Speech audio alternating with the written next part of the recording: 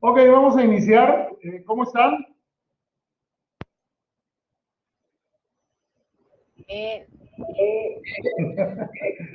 Bueno, no se peleen por contestar, ¿eh? Hay para todos, hay tiempo.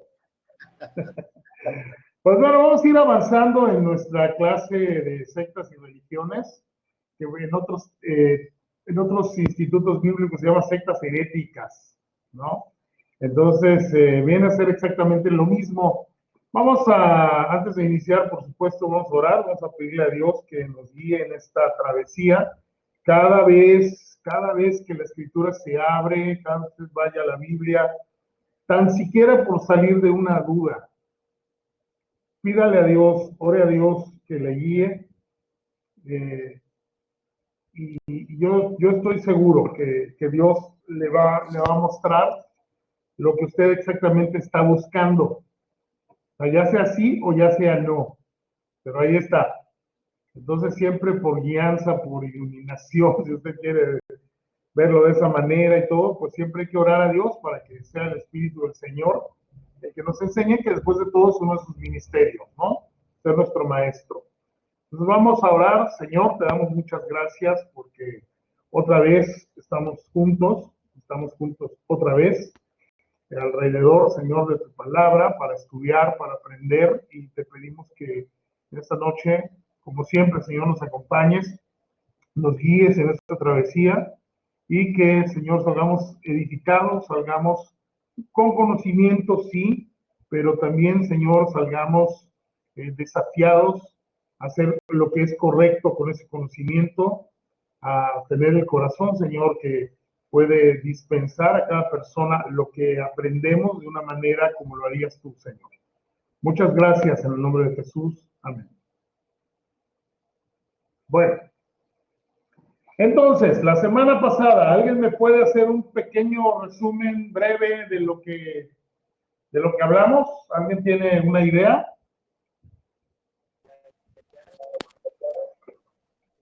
Del catolicismo romano. Muy bien. ¿Y más o menos de qué estuvimos hablando? Se refiere a católico, apostólico y catolicismo, ¿no? Y ya la definición de católico y qué hacen los apostólicos, por qué era romano, explicado en esa época. Ok, bien. ¿Alguien más?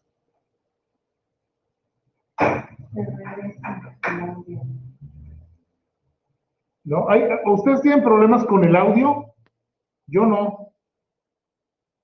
¿No? ¿Nadie? No, sí, escuchamos bien. No, a ver, los que están más lejos, Juan Carlos. No, se escucha muy bien. Ok, Abraham, ahí en el norte, ¿sí me escuchas bien? Sí, se escucha bien. Ah, gracias, muchas gracias. Pues bueno, creo que, parece que solamente es una persona con el problema. Bueno, vamos a avanzar. Hoy vamos a ver, recuerden, estamos en el catolicismo romano.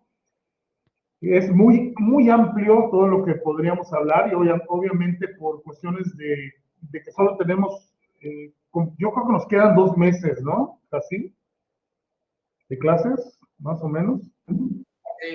Y es más o menos como 8. Claro, entonces no podríamos. Y aparte yo creo que hay cosas que no vienen al caso, ¿no? Entonces, por eso estamos haciendo el mejor esfuerzo por sacar lo que podemos resaltar, ¿no? Que a ustedes les puede servir en algún momento en que platiquen con una persona que practica el catolicismo y pues ya ustedes saben, ¿no? Si hay algo que les dice, ustedes ya pueden saber de qué se trata o por dónde llegar, ¿no? En el momento de evangelizar. Miren, hoy vamos a ver algo que es muy importante en la Iglesia Católica, y es que hay que decir que cada secta, todas, tienen sus talones de Aquiles, por decirlo así. O sea, ¿Qué es un talón de Aquiles? Es aquello que sostiene, que mantiene en pie a estas organizaciones, sectas, doctrinas, o sea, es parte de sus doctrinas. Son aquellas que si de pronto, pum, de un tajo se tuvieran que cortar, no tendrían nada o no tendrían mucho que decir, ¿sí? En el caso, por ejemplo, de los testigos de Jehová, si les quitáramos, aunque usted no lo crea, ellos andan una Biblia, que es, vamos a verlo más adelante, la Biblia que ellos usan es una muy mala adaptación y traducción, entre comillas, que el líder fundador de ellos hizo, poniéndola, muchos versículos clave, eliminándolos o cambiándolos de manera que queden convenientes para lo que este hombre enseñaba.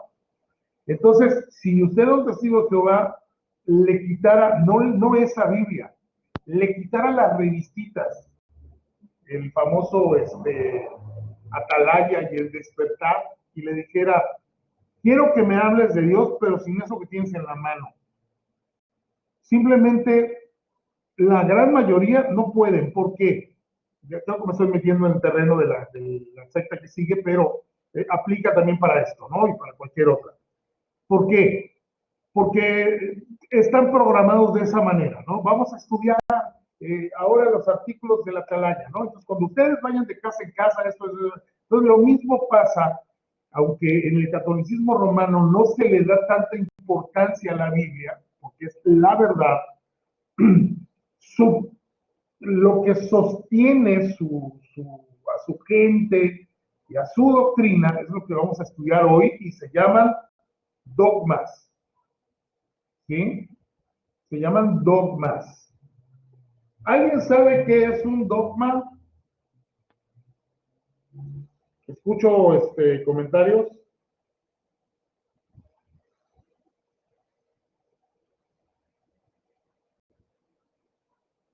¿Qué es un dogma?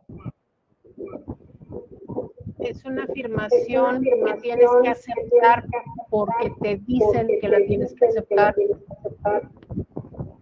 sin razonarla. Ok. ¿Algo más? ¿Alguien más? Es un punto de vista, dice. Yo. A ver, ¿sí? Yo busqué qué es un punto esencial de una religión, una doctrina o un sistema de pensamiento que se tiene por cierto y que no puede ponerse en duda dentro de su sistema.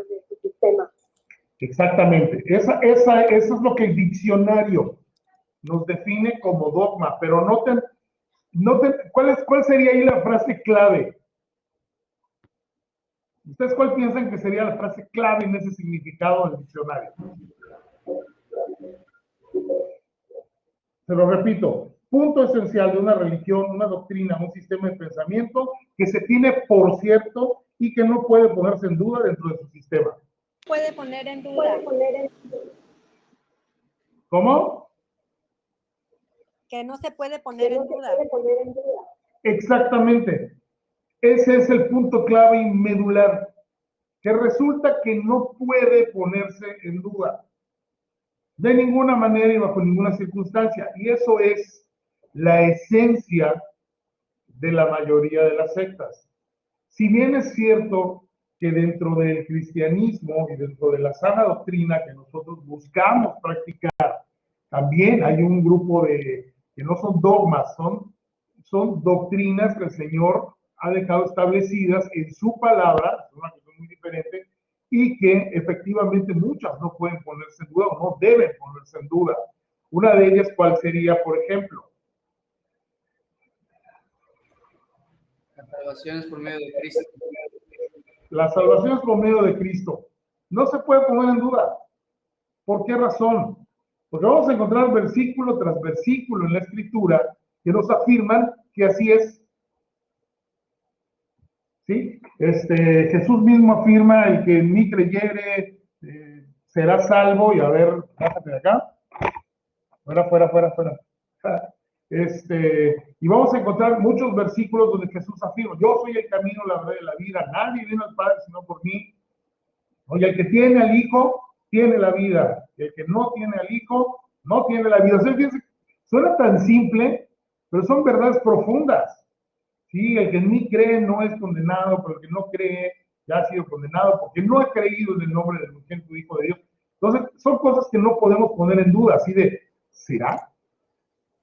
La cuestión está en si alguien quisiera arriesgarse, que yo creo que hay muchos sin Cristo que prefieren tomar ese camino de riesgo, ¿no? De decir, pues me aventuro, ¿no? A ver si Cristo o no Cristo.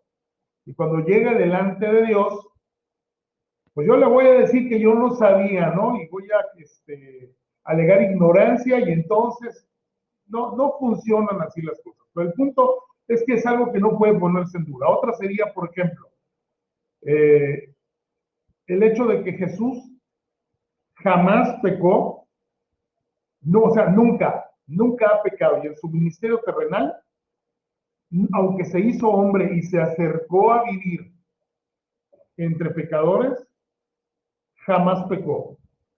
De ninguna manera. Y esto es una de las cosas con las que muchos tienen problemas. Dicen, no lo creo. No creo que Jesús eso, no creo que Jesús aquello. Bueno, es algo de lo que tampoco puede ponerse en duda, pero ¿cuál es la diferencia entre un dogma católico y lo que sería lo que Dios estableció en su palabra? La gran diferencia es esa, que Dios lo estableció en su palabra. Y repito, lo vamos a encontrar vez tras vez en diferentes versículos con diferentes escritores. El punto con los dogmas, que vamos a empezar a ver hoy, es que regularmente son conceptos ideados por hombres.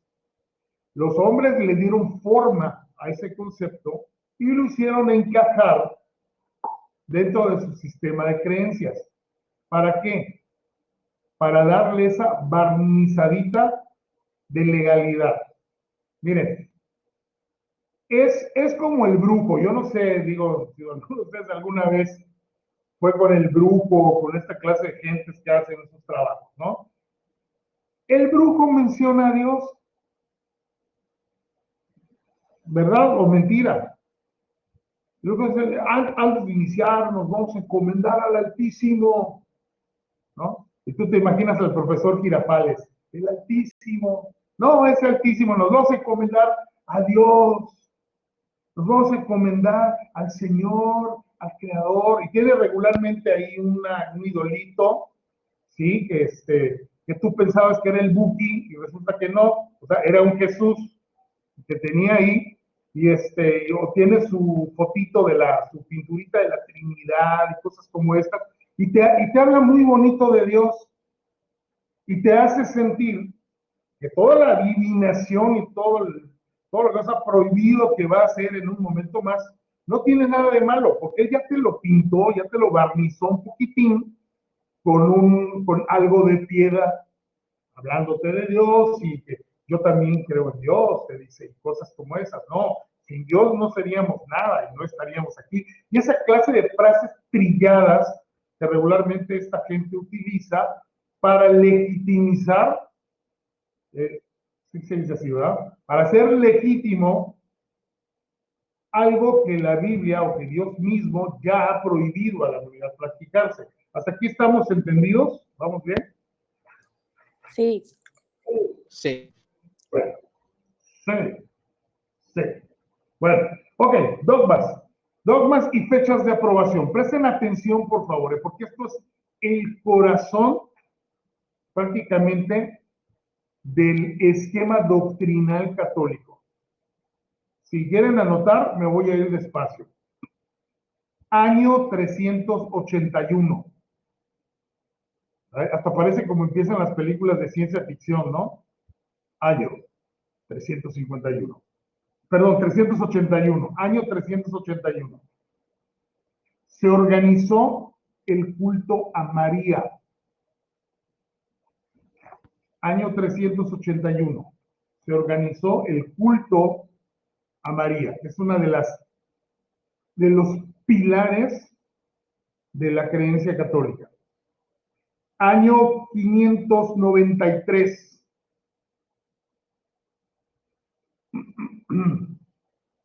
En el año 593 se introdujo la doctrina del purgatorio.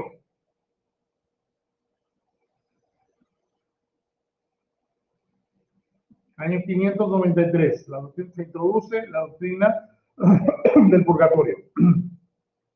Año 787.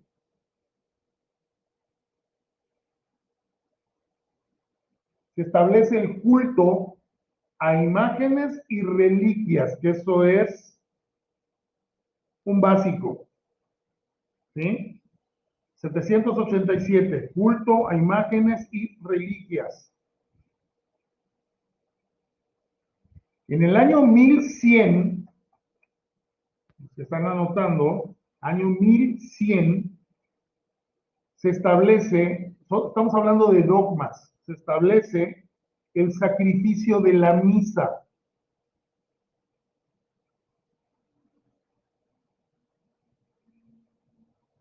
En el año 1123, no, hombre, van a salir con una caligrafía después de la clase. Ya se dieron cuenta que nos está costando ya trabajo de pronto escribir, estamos más acostumbrados a tomar nota con el teléfono. ¿Verdad que sí? Bueno, año 1123. 1123. Se establece el celibato del sacerdocio y es declarado obligatorio. El celibato del sacerdocio y es declarado obligatorio.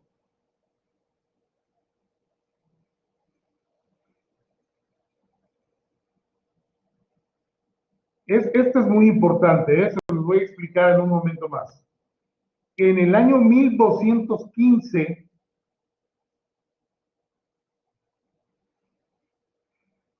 se establece la transubstanciación. Transubstanciación.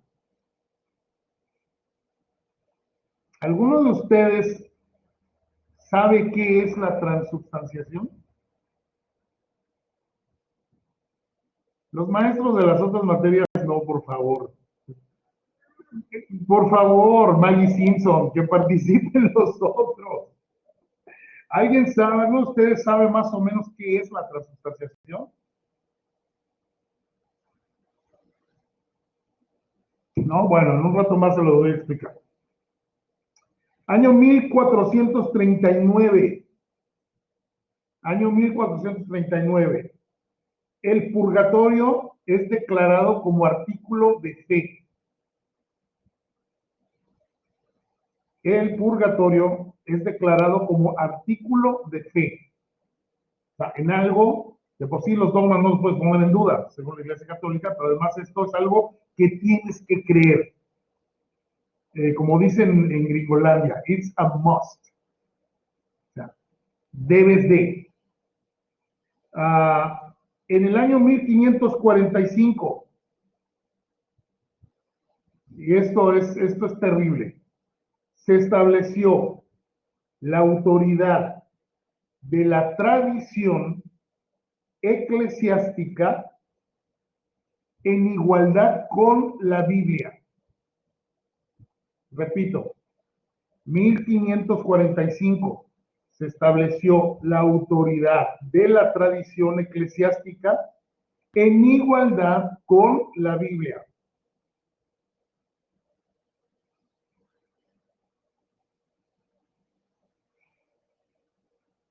Ok, año 1854, ya solo faltan 2, 3, no menos, como 5. Año 1854, se establece el dogma de la Inmaculada Concepción de María.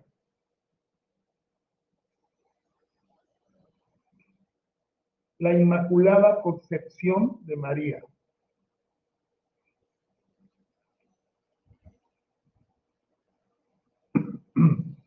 Ok. En el 1870, y este es una de las cerezas de su pastel, en el año de 1870 se establece el dogma de la infalibilidad del Papa.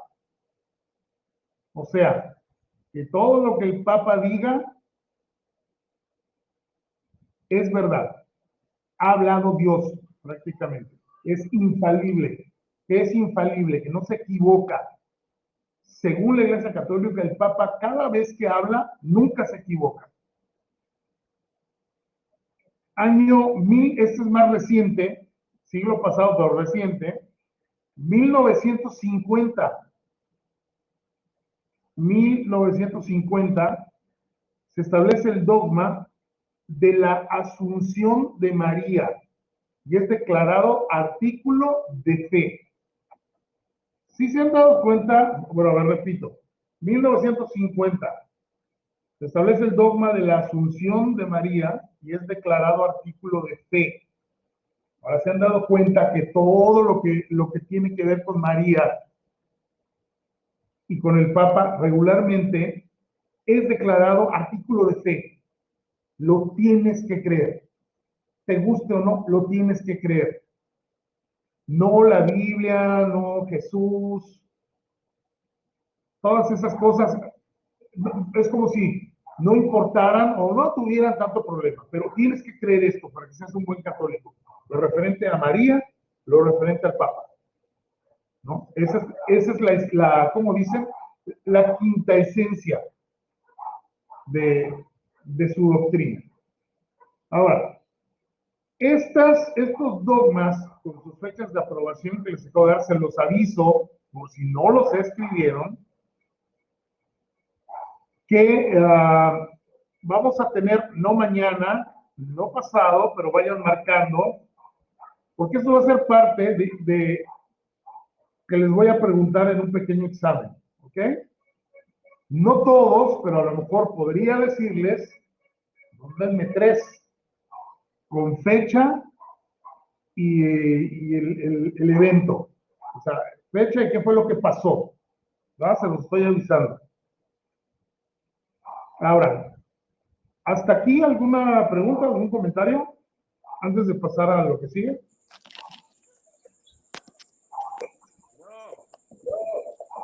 A ver. Pues nada más es un comentario y justo con lo que estamos.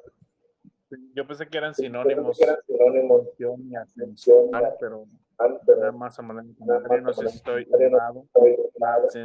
Solo Cristo y la asunción es un término, pues no sé, Virgen, no sé si estoy. Creo que se corta un poquito tu audio, Abraham.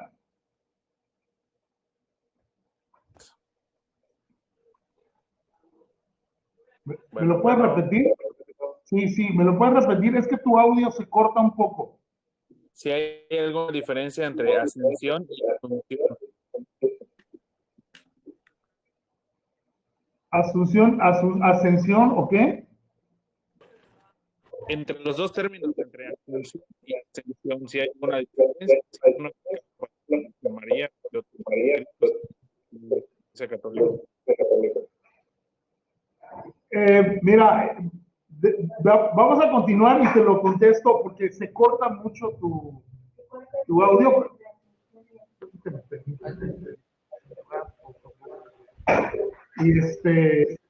Y con todo gusto te contesto, ¿ok? Bueno. Ahora, ¿qué creen los católicos? Vamos a pasar. ¿Qué es lo que cree la Iglesia Católica referente o en cuanto a la Biblia? Y aquí es donde se empieza a poner interesante, porque regularmente, digo, obviamente, el que no conoce a Cristo, el que nunca ha leído la Biblia, el que... gracias, aquí ya está el mensaje. Sí, ahorita lo checamos. Con todo gusto, gracias. Si usted, obviamente, le pregunta a alguien que practica el catolicismo o que jamás va a la misa ni nada, pero se dice católico, obviamente se ofende porque dice, bueno, es que está basada en la Biblia y el padre habla de la Biblia, el cura habla de la Biblia. Pero ¿qué creen realmente en cuanto a la escritura. Y aquí va. Lo que afirman, tengan ese concepto presente, ¿eh? Lo que afirma la Iglesia Católica en cuanto a la Biblia es que exclusivamente esta iglesia es la depositaria de la palabra de Dios, ¿sí? Y que Dios mismo les dio el derecho a enseñarla. O sea, esto quiere decir, repito, que lo que ellos dicen es, a ver, nosotros somos la entidad religiosa depositaria de la escritura. O sea, ¿qué quiere decir depositaria? O sea, que Dios nos la dio a nosotros y a nadie más. Y como un extra, Dios nos dio también el derecho, ¿sí? El derecho de enseñarla. O sea, nadie más, según la doctrina católica, nadie más tiene derecho de estar enseñando Biblia y mucho menos de interpretarla. De hecho, hasta hace, yo no sé si esto ha cambiado, si alguien sabe, por favor, ilumíneme, pero hasta hace algunos años, o sea, hace unos 25, 30 años, que no es mucho, en realidad, la Iglesia Católica sugería, ¿dónde estoy aquí? Sugería a sus miembros no leer la Biblia. ¿Sí? Había una, y según me contaron alguna vez mis abuelas, en sus tiempos, estamos hablando como de los años, cuando ellas eran chicas, como los años 20, 1920 del siglo pasado, estaba estrictamente prohibido leer la Biblia e incluso tener una Biblia en casa. O sea, de ese tamaño. ¿Por qué? Porque ellos decían, ustedes no pueden ni deben leer la Biblia. ¿Sí? Y mucho más cuando se refieren a los diferentes grupos religiosos, en el caso de nosotros, que nos llaman hermanos separados o protestantes. Yo no soy protestante, no estoy protestando por nada, no sé ustedes. Pero bueno, el punto es que, pues, obviamente ellos lo ven como una enseñanza herética, una enseñanza de error que se está arrojando sobre la gente. ¿Por qué? Porque no contradice la escritura, contradice la tradición doctrinal de la Iglesia Católica. O sea, la Biblia arroja luz para darse cuenta de que todos estos dogmas están completamente erróneos. Vamos a ir tocándolos un poquito más adelante. Estamos hablando de qué creen en cuanto a la Biblia. Para ser interpretada correctamente por la gente, según la doctrina católica, antes debe ser interpretada por la Iglesia Católica. O sea, usted no va a interpretar nada para acabar pronto. Nosotros la vamos a interpretar y le vamos a decir a usted qué es lo que significa, y eso es lo que usted va a creer y a decirle a otra gente. O sea, usted como católico no puede hacer una interpretación no personal, pero porque la Biblia, recordemos, ¿no? Que nos afirma el apóstol Pablo que no es de interpretación personal, perdón, fue Pedro, de interpretación personal, no es la Biblia, pero sí una interpretación con la misma escritura. Recordemos que es así como se interpreta la Biblia. No hay ninguna clase de libro externo que arroje luz para interpretar la Biblia. La Biblia se interpreta con ella misma. ¿Sí estoy claro en ese punto? Entonces, la interpretación que la Iglesia le da, la Iglesia Católica le da, es llamada, a la Biblia, es llamada tradición. ¿Cuántos han escuchado eso? Es que en la tradición de nuestra Iglesia, cuando hablan de diferentes doctrinas o versículos bíblicos, Y esa tradición, en la práctica, tiene mucha más importancia y autoridad que la Biblia misma. ¿Sí? Incluso hay como añadidos. A mí me sorprende tremendamente que de pronto escuchar a un sacerdote decir cosas como, pues como Dios dijo, ¿no? Ya saben ustedes, ayúdate que yo te ayudaré. Dios lo dijo. La pregunta es, ¿dónde Dios lo dijo? O sea, poner versículos. ¿Y sabe qué? Tristemente, muchos hermanos, muchos cristianos, yo los he escuchado citar frases como esas, ¿no? Primera de Apolonio 2:5. O sea, ayúdate que yo te ayudaré. Eso no está en ningún lado en la escritura. Y muchas cosas más que son como frases coloquiales o frases simplemente comunes que se le atribuyen de pronto a la escritura. Y aunque usted no lo crea, esas frases, junto con su conjunto de dogmas, tienen más autoridad para un católico que lo que la Biblia enseña. ¿No? O sea, usted le dice incluso a un cura, oye, pero la Biblia dice, ojo, la Biblia dice que hay un solo mediador.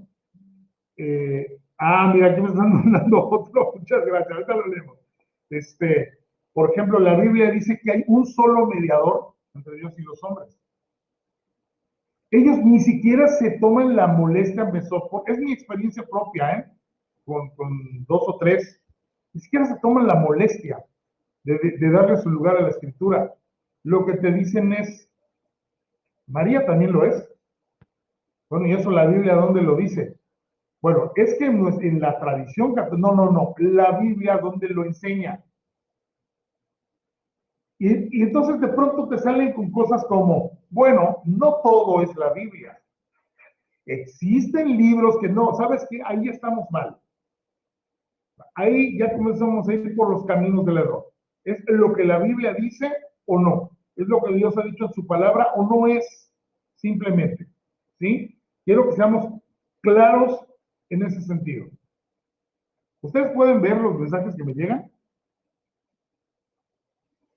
¿Sí? Sí, ok. Dice María, Dios aprieta, pero no ahorca. Esa es otra frase, ¿no? Que de pronto, se atribuye y se le da casi el estatus de versículo, ¿no? De la escritura inspirado por Dios, Dios aprieta, pero no ahorca, y cosas como esas.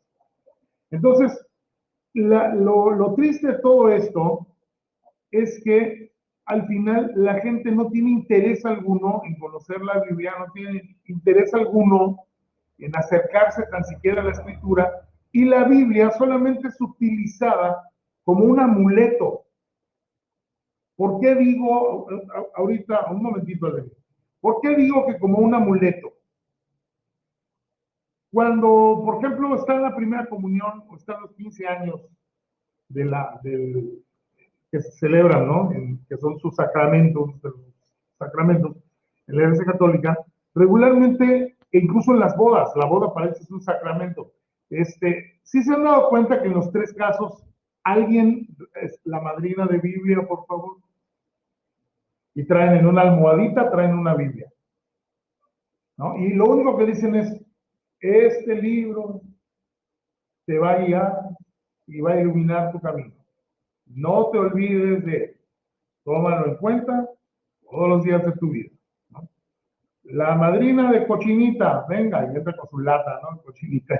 Y así van pasando otras cosas, pero no se le da la importancia a que se fomente la lectura, porque así se les acostumbró tristemente y se les metió el miedo de que no podías leer y no debías interpretar, mucho menos. Curiosamente hay una versión católica de la Biblia que es tremendamente fidedigna.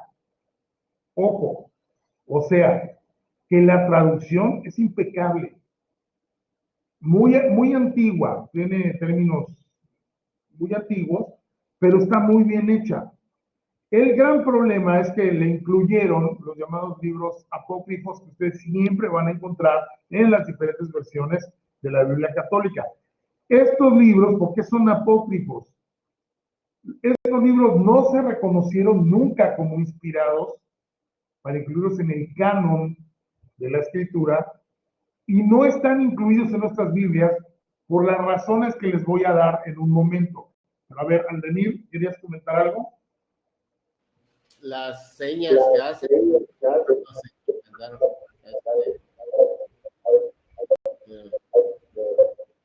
Ajá. la frase de por Dios. O sea, a ver, ¿la persignada, dices? Sí. Sí, y las frases. Los católicos la usan, ¿no? Sí, o cuando juran algo así de te lo juro por, o sea, no está bien jurar en vano, o sea, es más, no tanto es el hecho de jurar en vano, ni siquiera está bien, lo correcto es, no es correcto utilizar el nombre de Dios en vano.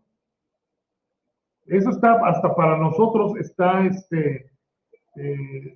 debemos también respetar esto se encuentra en la Escritura, ¿sí? O sea, no andes así usando, ay, sí, de veras, por Dios, que sí. No está bien, no es correcto. No es una cuestión de respeto hacia Dios, pero efectivamente está todo que tiene una razón, ¿no? Como de la mente, el corazón, y estos dos no me acuerdo, ¿eh? La mente, el corazón, los bíceps. Gracias a la vida que me ha dado tanto. ¿No? Ahí está. Bueno, ahora, ¿por qué no están incluidos estos libros en la Biblia? Los llamados libros apócrifos. ¿Por qué razón no? Número uno, porque algunos escritores niegan ser inspirados. Miren, no tengo, es más, vamos a ver, afortunadamente por el teléfono, vamos a ver si puedo encontrar este versículo, porque no tengo una Biblia católica, pero, a ver, para hacer... Yo tengo una. ¿Sí? ¿Allí a la mano? Dame un minuto. Sí, tengo. Ok. Es un versículo que está en 2 Macabeos 15. Mira, creo que ya lo encontré aquí. 2 Macabeos 15. Aquí está. Después, ya está, ¿eh? Aquí lo tengo en el teléfono. Y es un versículo que está en 2 Macabeos capítulo 15, versículos 38 al 39. Estamos hablando de por qué estos libros no están incluidos en la escritura. Dice así 2 Macabeos 15, 38 al 39. Y lo que les estoy diciendo es, porque algunos escritores niegan ser inspirados. Y dice, versículo 38, me sentiré satisfecho si esta historia quedó bien escrita y ordenada. Si no es así y tiene poco valor, deben saber que hice lo mejor que pude. Bien saben ustedes lo desagradable que es vivir solo vino o solo agua. En cambio, el vino mezclado con un poco de agua es muy sabroso y agradable al paladar. Lo mismo pasa al escribir una historia. Hay que saber combinar bien los relatos para que le resulten agradables al lector.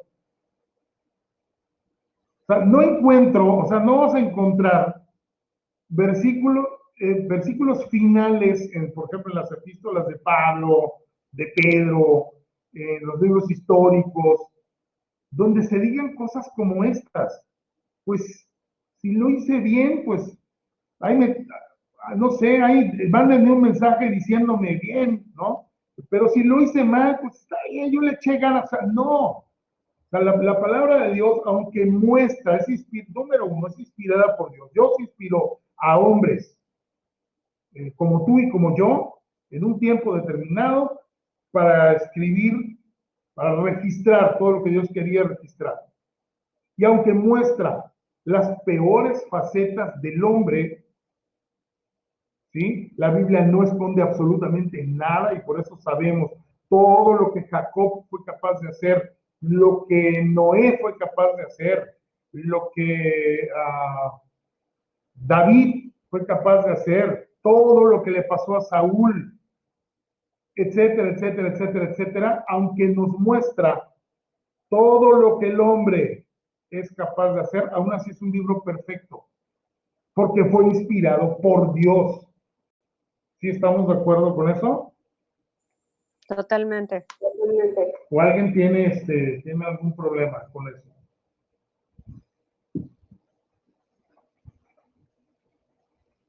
¿Estamos bien? Sí.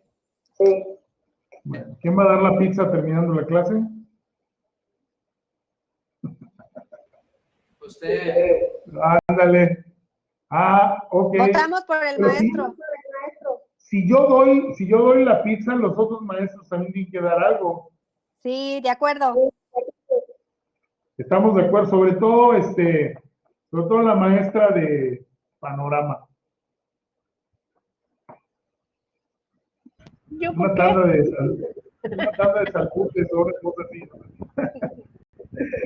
Bueno, muy bien, vamos a continuar. ¿Por qué no están en la Biblia? Los libros, tengan mi paciencia, estamos entrando a algo que es un poquito, aquí no podemos caminar tan rápido. Tenemos que ir un poquito más lento para que cada concepto se vaya entendiendo. Ya dijimos que algunos escritores tenían que ser inspirados. Número 2, no tenían lugar en el canon del Antiguo Testamento. O sea, en el canon del Antiguo Testamento no se habla de estos libros. Eso es una referencia, por ejemplo, ¿se acuerdan cuántos estuvieron en la reunión del domingo? Creo que todos, ¿verdad? Sí. A ver, ¿de qué hablé el domingo? De Naamán. Muy bien, de Naamán. Ok, la curación de Naamán, ¿no? Y cómo Dios fue bueno y misericordioso con él, no siendo del pueblo de Dios. Naamán era sirio. Y se acuerdan que les dije que naturalmente, los sirios eran como depredadores del pueblo de Dios. Se metían a su territorio, mataban gente, les robaban, los asaltaban. O sea, eran el cártel sirio nueva generación de ese momento. Secuestraban gente y las llevaban de esclavos a Siria. Y yo les decía, Dios pudo haber dicho, no voy a sanar a Naamán de su lepra. Se va a morir con su lepra. Sin embargo, Dios fue misericordioso y por su fe obediente, ¿se acuerdan? No fue porque Naamán tuviera bonita cara o fuera así que el galanazo del momento o una cosa así. Simplemente fue porque en la gracia y en el propósito de Dios quiso sanar a Naamán. ¿Ya? Pero lo curioso de todo esto es que Jesús, hablando con la gente en su ministerio terrenal, cuando ya saben que los problemas de Jesús no eran con la gente pecadora. Los problemas de Jesús eran con la gente religiosa, que a cada rato venían a hacérsela, pero cansada al Señor. ¿Y por qué tus discípulos no se lavan las manos? Y eso que no había pandemia de coronavirus. Pero ¿por qué tus discípulos no se lavan las manos? ¿Por qué tus discípulos no respetan el día de reposo? ¿Por qué tus discípulos se dejan la barba más larga de lo debido? Prácticamente, ¿no? ¿O por qué tus discípulos se cortan el pelo así? Prácticamente era ridículo lo que estos hombres hacían y que, por cierto, algún día vamos a tener, cuando haya la oportunidad de tener otra vez para enseñar así más largo y tendido como el domingo, sería muy bueno ver el episodio de Jesús con estos religiosos y la mujer que fue sorprendida en adulterio. Por todo lo que llevó. O sea, ¿cómo supieron de esa mujer que estaba en adulterio? A veces me pongo a pensar que la estuvieron espiando. Fíjense la religión hasta dónde llega. Que la estuvieron espiando, la estuvieron siguiendo. Otra cosa, ¿ya notaron que en la historia de la mujer sorprendida en adulterio, el hombre no aparece? Sí, La ley, ¿qué decía la ley mosaica? ¿Alguien me lo puede decir?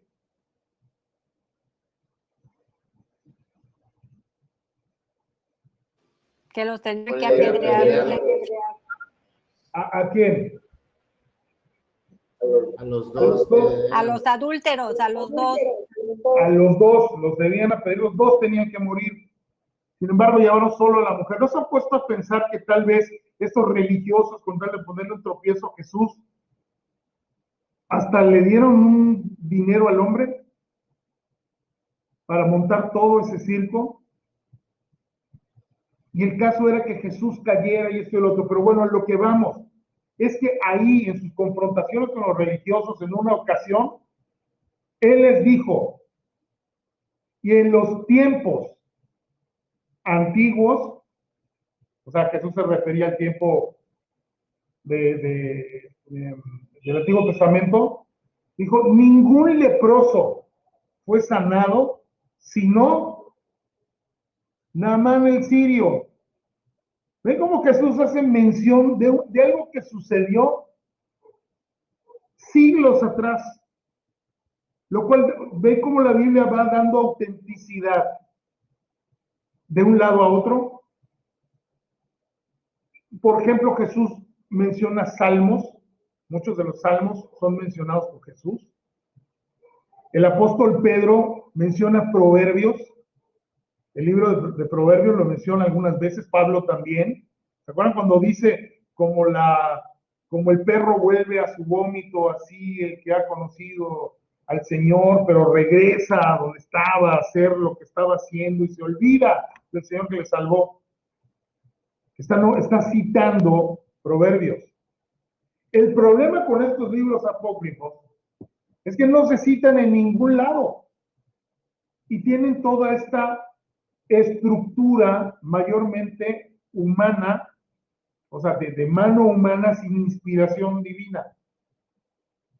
Entonces no tenían lugar en el canon del Antiguo Testamento. Número 3, ninguno de estos libros es citado por Cristo o por los apóstoles, lo que les acabo de mencionar. Número 4, contiene doctrinas que contradicen las Sagradas Escrituras. Les voy a pedir que me disculpen, por favor, porque no tuve el tiempo, y les prometo que lo voy a buscar para mandárselos y que ustedes lo puedan buscar en internet si no tienen una Biblia católica en casa. ¿A qué me refiero cuando digo que contienen doctrinas que contradicen la Escritura? ¿Se acuerdan cuando estudiamos, o como si hubiera sido hace 2 años, ¿no? ¿Se acuerdan cuando estudiamos astrología? Y entonces estudiamos y aprendimos que hay muchas cosas que Dios prohíbe que sean practicadas por todo aquel que ha sido redimido por Él. O sea, de hecho la prohibición va para todos. O sea, no se puede practicar, no se puede hacer. Hechicería, adivinación y todo. Pues sorpréndase. Hay un libro, y es ahí donde les pido que me disculpen, no tuve el tiempo hoy de poder ubicarlo, pero se los voy a enviar. Pero hay un libro apócrifo que está incluido en la Biblia católica, donde se da la receta prácticamente de un hechizo. Dice que hay que tomar, hasta donde recuerdo, el hígado de un pescado y freírlo o cocerlo, una cosa así, y habla así como de prácticamente como para alejar a los malos espíritus. A ver, si Dios ya dijo que eso no se va a practicar y que Él lo está prohibiendo, ¿Por qué un libro inspirado por Dios, sí, o sea, si este libro fuera inspirado por Dios, nos va a dar una receta para que alejemos a los espíritus chocarreros de la casa? ¿Por qué? ¿Por qué habría de ser? Me acordé, perdón, siempre mi esposa me va a regañar. Me acordé de ese capítulo del Chavo del 8 cuando espían a la bruja del 71 y la encuentran haciendo con un perol grandote y la encuentran haciendo una fórmula. ¿Sí? ¿Alguien se acuerda de eso o fue nada más así? Claro.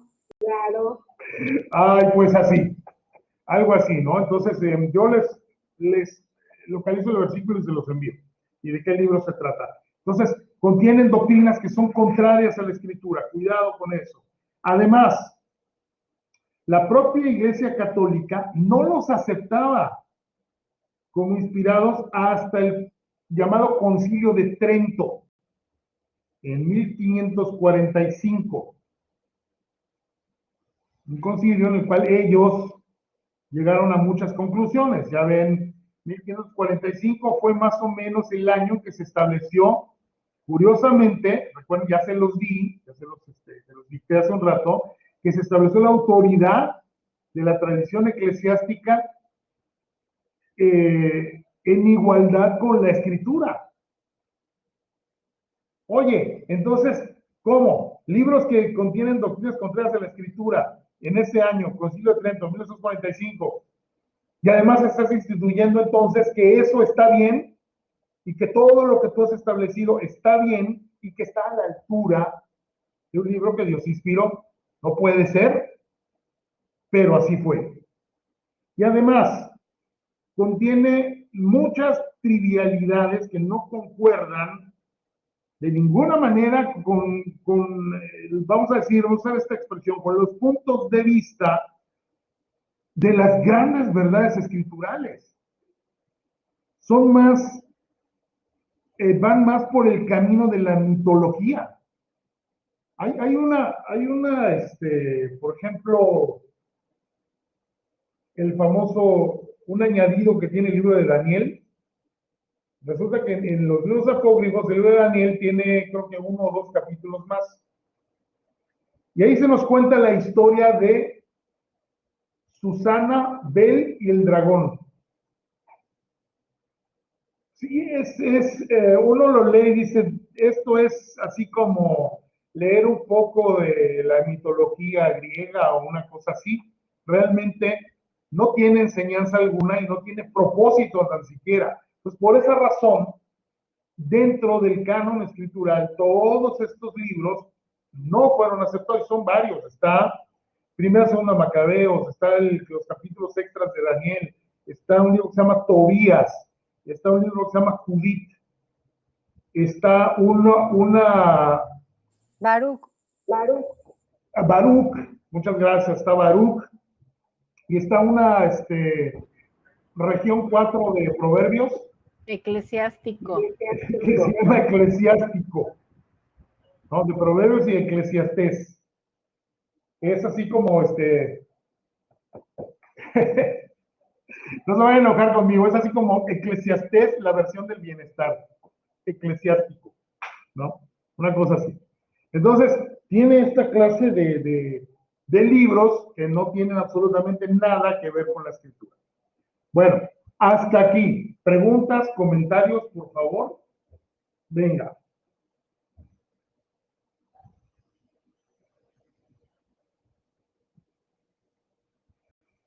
No se peleen, no se arrebaten la palabra. Eso puede considerarse anatema, ¿no? ¿Puede considerarse qué, perdón? Como anatema. El anexo de los libros a la Biblia de ellos. Sí, claro, o sea, obviamente son cosas con las que hay que tener mucho cuidado. ¿Cuántos han tomado el tiempo para leer Apocalipsis y han llegado al final de Apocalipsis? En el último capítulo de Apocalipsis, ¿qué es lo que dice?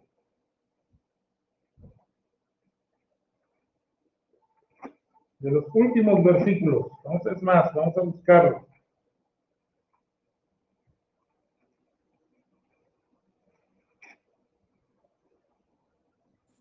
¿En la católica o en la Valera? No, en la Reina Valera, en nuestra escritura.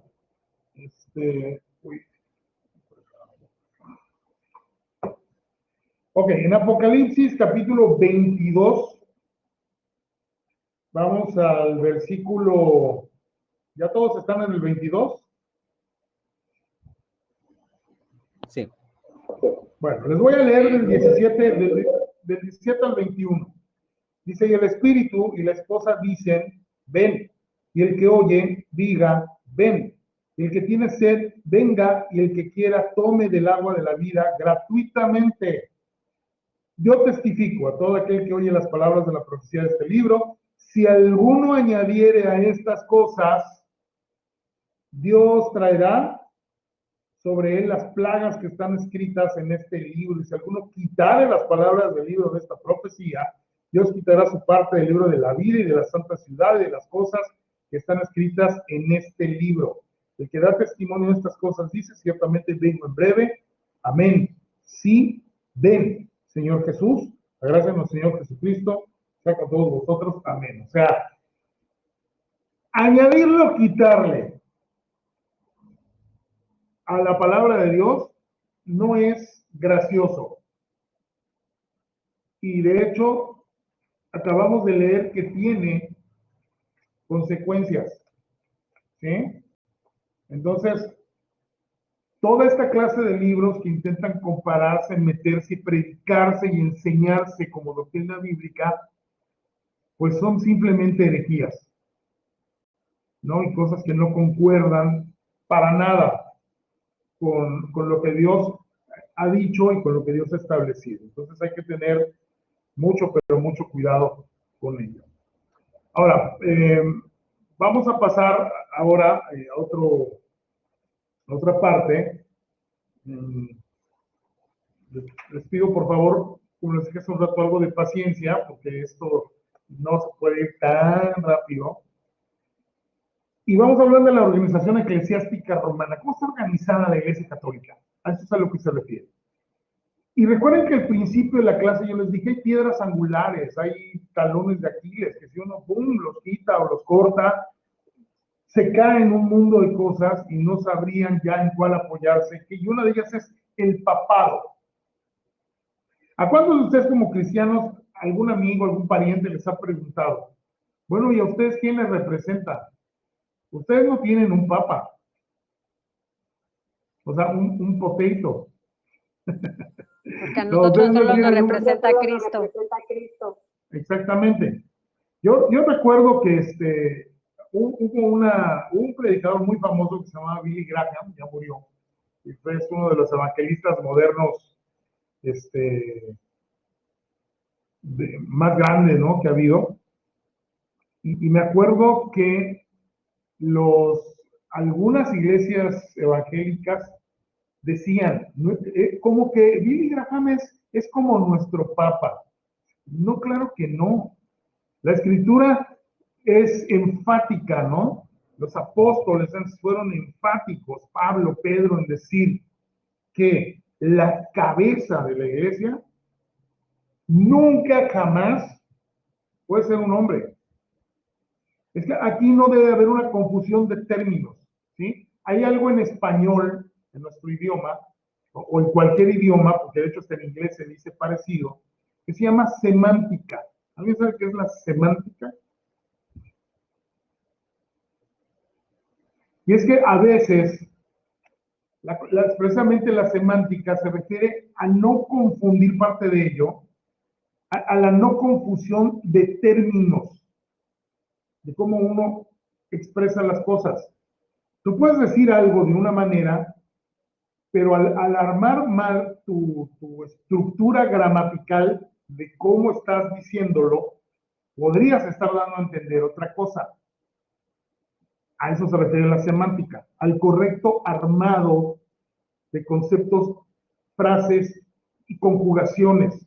Con todo eso y algunas cosas más, tiene que ver la semántica. Entonces, Si bien la iglesia de Cristo, la cabeza es Cristo, y no puede ser ningún hombre, la confusión que se da aquí de términos es, ¿y entonces para qué sirve un pastor? Es que esto es una cuestión diferente. Jesús es la cabeza de la iglesia, pero estableció ministerios en la tierra para la administración de la iglesia. ¿Estamos de acuerdo con eso?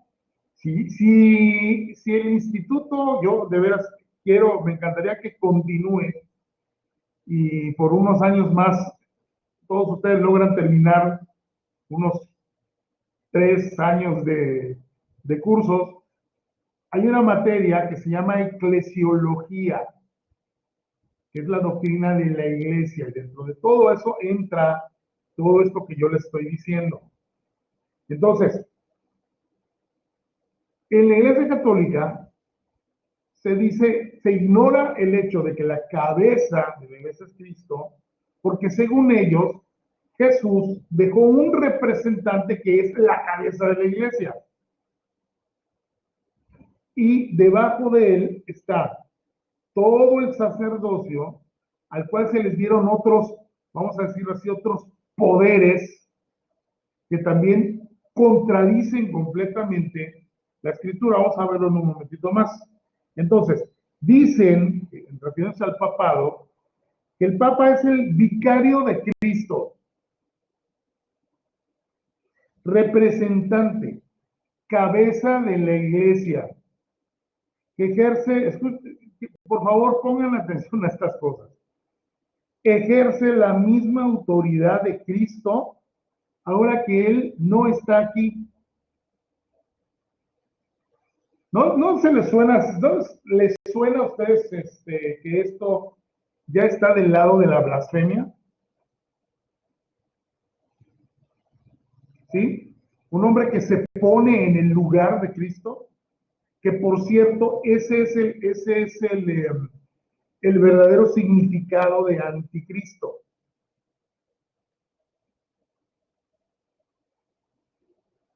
O sea, un anticristo, está el anticristo, el que va a venir en algún momento, está profetizado en Apocalipsis, y va a venir con un falso profeta y estas cosas, pero anticristos hay muchos. Y como en nuestro idioma, aquí vamos a la semántica, como en nuestro idioma todo lo que suene a anti es que está en contra. Por ejemplo, hay quien dice, no, yo soy antipolítica, prefiero no meterme. Y está bien utilizado el término. Antipolítica es aquel que está en contra de la política, no le gusta. O yo soy antirreligión. No le gusta la religión, no me invites a tu iglesia, muchas gracias, te lo agradezco, gracias por el gesto amable, pero yo soy anti-iglesia. O sea, estoy en contra de esas cosas. Pero el término anticristo, curiosamente, en su misma raíz, en su misma, ay, se me fue el nombre, ¿cómo se llama?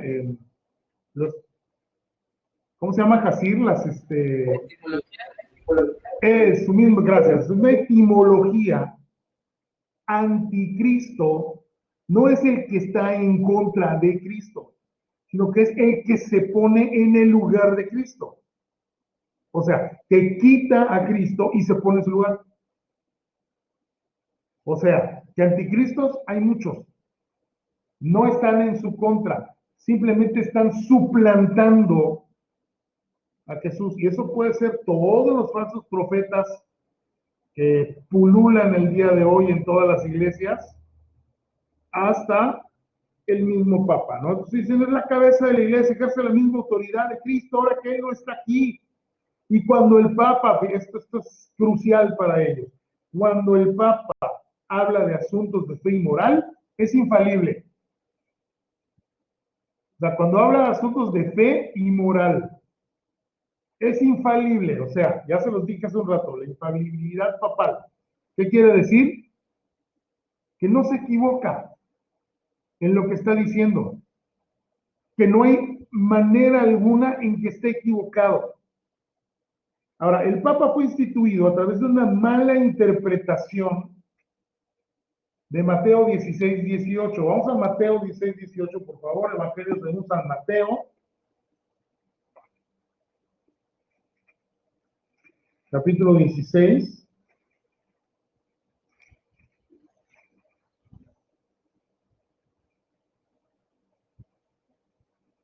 Y para tener un poquito de contexto de la historia, de qué fue lo que pasó aquí, les voy a leer y es, de hecho, en su Biblia lo van a encontrar como la confesión de Pedro.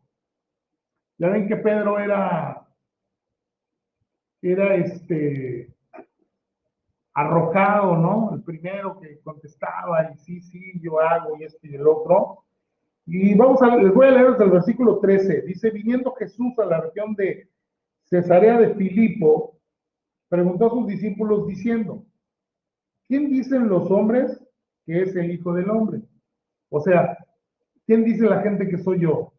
Estaba diciendo Jesús. Ellos dijeron, pues unos dicen que eres Juan el Bautista, otros Elías y otros Jeremías o alguno de los profetas. Él les dijo, ¿y ustedes quién dicen que soy? Pedro. Respondiendo inmediatamente Simón Pedro, dijo, tú eres el Cristo, el Hijo del Dios viviente. ¿Sí? Entonces, versículo 17, entonces le respondió Jesús, bienaventurado eres, Simón, hijo de Jonás, porque no te lo reveló carne ni sangre, sino mi Padre que está en los cielos. O sea, no salió de tu boca la confesión que acabas de hacer porque eres brillante, observador, inteligente, articulado. No, lo que tú acabas de decir, que lo acaba de revelar mi Padre. Y entonces en el versículo 18 Jesús continúa y dice, y yo también te digo, o sea, a ver, Jesús acá, Pedro acá.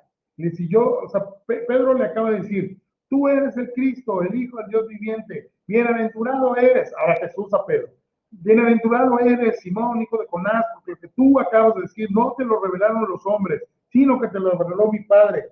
Y en base a eso, yo también te digo que tú eres Pedro. Y aquí es donde a mí me encantaría que todos pudiéramos entender la lengua original de la escritura. Que tú eres Petros. ¿Qué era Petros en griego? ¿Así? Piedrecita. ¿Cómo? Una piedra. Una piedra. ¿Qué dice la maestra de panorama? Piedra. La maestra de panorama se está durmiendo. Maestra, por favor. No. Piedra, pero o sea, una que se puede mover, una que se puede cargar. Exactamente, es una piedra pequeña. Entonces le dice, yo te digo que tú eres piedra pequeña que puede ser fácilmente movida. Petros, digo que tú eres Petros. Y sobre esta Petra, que Petra, ¿qué cosa es?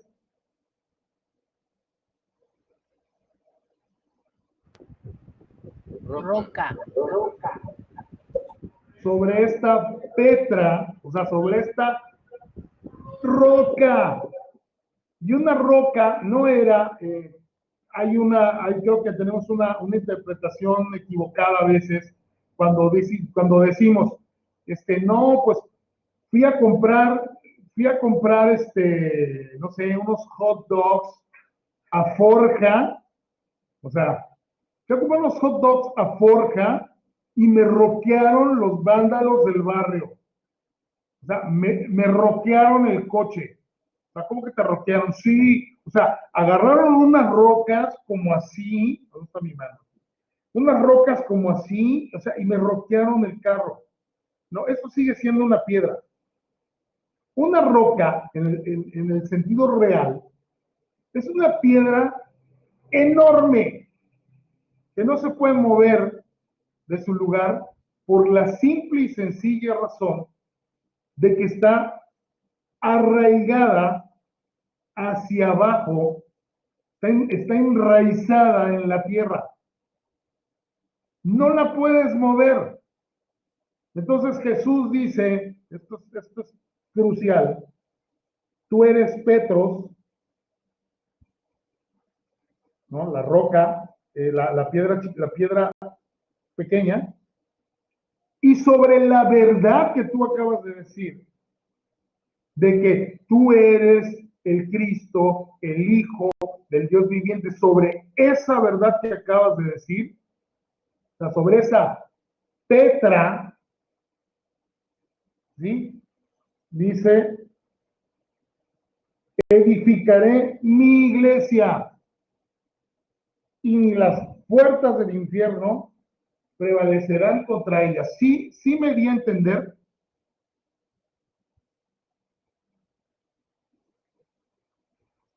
¿Sí me di a entender o lo compliqué?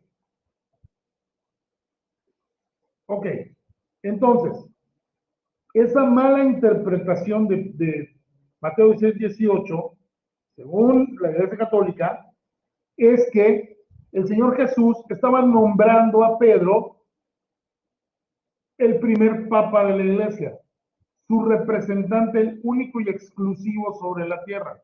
Pero Jesús no estaba hablando de Pedro, Jesús estaba hablando de él mismo, sobre eso, sobre esa roca, yo soy la roca, sobre esa verdad que tú acabas de expresar. Entonces el Cristo, lo repito una vez más, por ese Cristo, el Hijo, el Dios viviente, sobre esa verdad que mi Padre te reveló, sobre esa roca de verdad que no puede ser movida de ninguna manera, ahí sobre eso fundaré mi iglesia. Porque es inamovible. ¿Sí? ¿Estamos de acuerdo? ¿Algún comentario antes de continuar y digan, no, pues es que yo no lo veo de esa manera o algo así?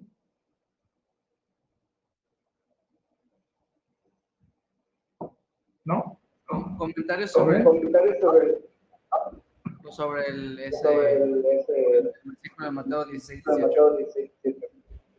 ¿Perdón? O sea, sobre el Papa, sobre el Mateo 16, 18.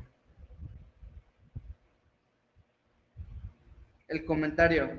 O sea, que, porque puedo hacer un comentario sobre el Papa o específicamente de Mateo 16, 18. Entiendo la pregunta, perdón. Ah, ok. Nada más como para añadir, no sé si está cortando su audio, pero para añadir el punto es que se hace un poco en el trazo de los papas, porque dicen que Pedro fue el primer papa, y después en la primera iglesia, pues por la historia sabemos que Santiago fue, digámoslo así, como el obispo de la iglesia de Jerusalén, y no Pedro, pero ellos de alguna manera trazan allá al sucesor de Santiago en la iglesia de Jerusalén, como el sucesor de Pedro también, y ahí hay una contradicción también en la sucesión del papado. O sea, porque ellos dicen que ahí es donde está el Papa, ¿no? Entonces, Claro. como comentario extra. Sí, ok, muchas gracias, sí, efectivamente, o sea, hay toda una serie de contradicciones, aunque hay que recordar que en la época, vamos a decirlo así, que en la época dorada del papado, cualquiera podía ser papa si tenía el dinero suficiente para comprar el puesto. ¿Sí sabían eso? Hubo gente que compró el papado, porque eran archirrequete recontra ric, no eran el riquín del barrio. Ricky Ricón se quedaba pobre delante de, o sea, Ricky Ricón era un limosnero frente a esta gente. Entonces tenían tanto dinero y tanto poder que podían comprar incluso el papado y de esa manera controlar y hacer todavía más dinero. Desgraciadamente, para eso nada más ha sido usada ese puesto, ese cargo, ¿no? Y como muchos hoy, incluso dentro de la iglesia cristiana, que ya sabemos que no son de nosotros y que andan pues vendiendo y comerciando el evangelio, y efectivamente su su única misión de vida es enriquecerse, pero su pago tendrán. Eso es otra cosa. Bueno, vamos ya casi a terminar. Estamos con esto del Papa. Ahora lo curioso es que, ¿se acuerdan que hablamos de la infalibilidad del Papa? O sea, que dijimos que el Papa en cada cosa que dice no se equivoca nunca. ¿Sí se acuerdan? Bueno, pues aquí mismo, a ver, aquí mismo en Mateo 16, que acabamos de leer la confesión de Pedro y que supuestamente ahí mismo el Señor le saca una toga y un birrete y le dice, yo te hago papa y esto y el otro y aquí y allá, y en ese momento le confiere los poderes según la Iglesia Católica. Pero lo curioso es que versículos más adelante, fíjese aquí una curiosidad, 16, 21, Mateo 16, 21. Dice, desde entonces comenzó Jesús a declarar a sus discípulos que era necesario ir a Jerusalén y padecer mucho de los ancianos, de los principales sacerdotes y de los escribas, y ser muerto y resucitar al tercer día. Versículo 22. Entonces Pedro, a ver, pausa. En ese momento supuestamente Pedro era ¿qué? El Papa, ¿no? Y era infalible, ¿sí? Entonces Pedro, tomándolo aparte, comenzó a reconvenirle diciendo, Señor, ten compasión de ti. O sea, casi, Señor, quiérete un poquito, ¿no? Ten compasión de ti. En ninguna manera esto te acontezca. Pero él volviéndose a Pedro, o sea, Jesús, o sea, lo acaba de nombrar Papa y es supuestamente infalible y le dice, quítate delante de mí, ¿qué? Satanás, me eres tropiezo, porque no pones la mira en las cosas de Dios, sino en las de los hombres. Y entonces, ¿cómo pasó? ¿Cómo pasó esto? ¿No? Obviamente, es toda una muy mala interpretación referente a la institución que supuestamente Jesús hizo de Pedro como un papa y que además no se equivoca, ¿no? Lo curioso es que, por ejemplo, en Primera Pedro, alguien busque, ya vamos a terminar, alguien busque rapidín en su Biblia. Primera de Pedro 5:1. Estamos viendo el papado, ¿no? Y su supuesta, ok, el que lo tenga lo lee, venga. Yo. Primera de Pedro 5:1. Sí. Ruego a los ancianos que están entre vosotros, yo anciano también con ellos, y testigo de los padecimientos de Cristo. Ok. ¿Quién está hablando ahí?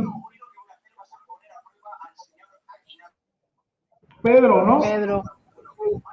Y entonces, ¿por qué dice, ruego a los ancianos ahí presentes, yo como su papa, como el representante de Cristo en la tierra, como el vicario de Jesús aquí, les ruego que, no, él mismo se considera a sí mismo uno más, un anciano más entre ellos. No se consideraba un jefe supremo.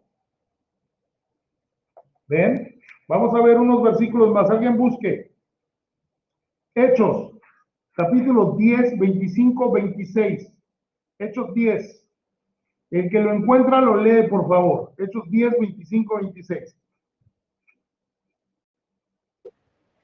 Cuando Pedro entró, salió Cornelio a recibirle y postrándose a sus pies, adoró. Pedro le levantó diciendo, levántate, pues yo mismo también soy hombre. A ver, cada vez que ustedes no sé cuántos papas han visto, yo cuando yo nací, el papa era un tal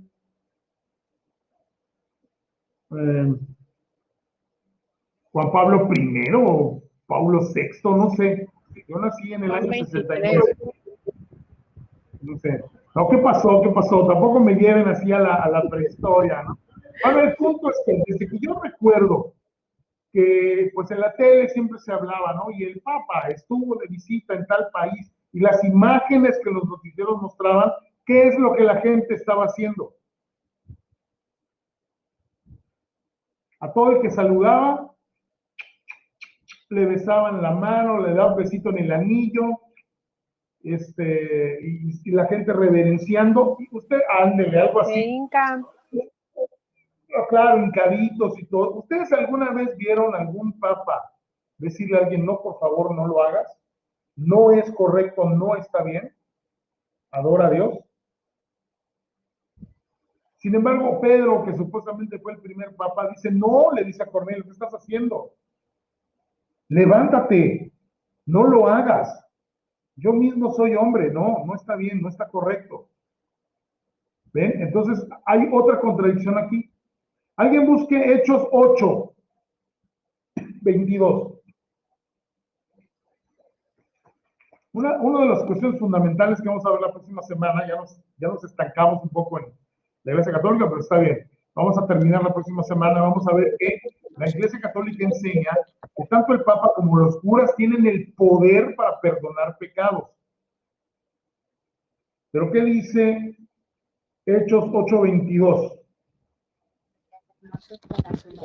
Arrepiéntete, pues de esta tu maldad y ruega a Dios, si quizá te sea perdonado el pensamiento de tu corazón. O sea, ¿a quién le tenía que pedir perdón la persona a la que Pedro estaba reconviniendo? A Dios. Y todavía le dice, y quizás, a ver, ¿no? Si Dios te perdona esto que acabas de hacer. ¿Por qué no lo hincó ahí mismo y le dijo, hijo mío, ¿qué fue lo que hiciste? Confiésamelo. Pues hice esto y esto, Papa Pedro, ¿no? Y ahí mismo Pedro le hubiera dicho, no te preocupes, tus pecados te son perdonados, pum, pum, agua bendita, y órale, siga su camino. Sin embargo, no lo hizo, porque Pedro reconocía el hecho de que él no tenía poder para perdonar pecados, y nadie lo tiene. Absolutamente nadie tiene el poder de perdonar pecados, a nadie, más que Dios. Nada más. Hechos 8:14, por favor. Hechos 8:14.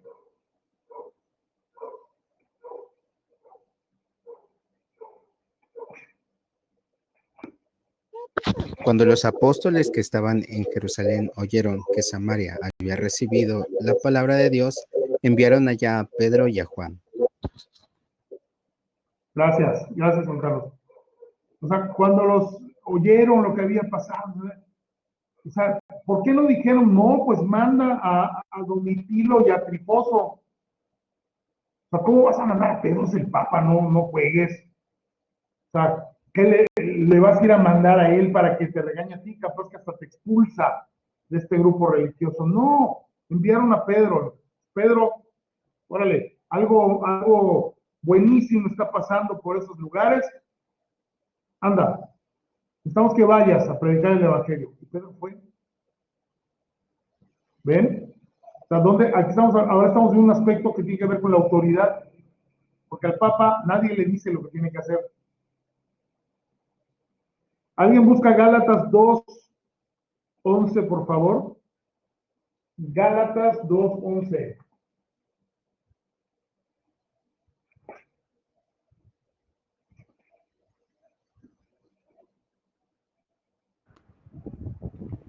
Pero cuando Pedro vino a Antioquía, le resistí cara a cara porque era de condenar. Wow, o sea, a ver, aquí nos está hablando de un acto de hipocresía. La historia es esta, si lo leen todo, léanlo con calma. Al rato, la cosa era que Pedro se llevaba con todos, era amigo de todos, se contaba chistoretes con todos. Estoy hablando de los gentiles. Recuerden que los judíos no se llevaban con los gentiles, no fraternizaban con ellos, no socializaban con ellos. Pero ya existían gentiles que habían creído en Jesús como su Salvador. Y entonces Pedro y compañía estaban con ellos, jajá, jiji, jujú, y vamos a preparar unos tacos, sí, tacos árabes, venga. Y ahí estaba Pedro cocinando con ellos, y ajá, y a ver tú, hermano el de mí, te preparas el chipotle, y ahí estaban, ¿no? Preparando los tacos y se sentaban a comer, todo era risas y diversión, hasta que aparecían los judíos. Y cuando los judíos aparecían, Pedro hacía, oh, cielos, ¿qué hago aquí sentado con esta gentuza? Y también el relato nos dice que en esa hipocresía y simulación estaba arrastrando a otros hermanos que hacían lo mismo. Nosotros estamos con Pedro. ¿Cómo llegamos aquí? Oh, ¿qué hago aquí? Entonces Pablo se da cuenta de esto y va y dice, me paré delante de Pedro, y lo que quiere decir le resistí cara a cara es esto, y en su cara le canté su precio. En su cara le dije lo que pensaba, que era un hipócrita, que lo que estaba haciendo no estaba bien, que estaba poniendo tropiezo a los hermanos, que estaba lastimando a los hermanos gentiles y que además estaba llevando a los hermanos judíos que le estaban acompañando a participar de todo ese montaje de hipocresía. Eres un hipócrita, Pedro, y te lo digo en tu cara. A ver, ¿cómo pasa esto? Si Pedro es infalible, es el primer papa, no se equivoca, ¿cómo es que un apóstol, que además fue el último de esa gran, ¿cómo diríamos? Pues de ese gran grupo, ¿no? De la época dorada, vamos a decirlo así, ¿no? De los apóstoles, lo mejor de lo mejor, la crème de la crème. Pero él fue el último, a final de cuentas. Él ni siquiera caminó con Jesús. Pedro bien le pudo haber dicho, oye, ¿qué te pasa? Número uno, a mí Jesús me invistió como papa. Así que, poniéndote en tu lugar y cuadrándose, órale, por la derecha, le pudo haber dicho, y sin embargo, no, eso no pasó. O sea, lo único que nos demuestra es que no existe tal infalibilidad, no existe tal perfección, y claro que por supuesto que Pedro se equivocó y mucho. ¿Sí? Bueno, vamos a dejarlo hasta aquí hoy. Nos vemos la próxima semana. Antes de irnos, preguntas, comentarios. Ahora es el momento, por favor. Y con esto vamos a terminar la clase.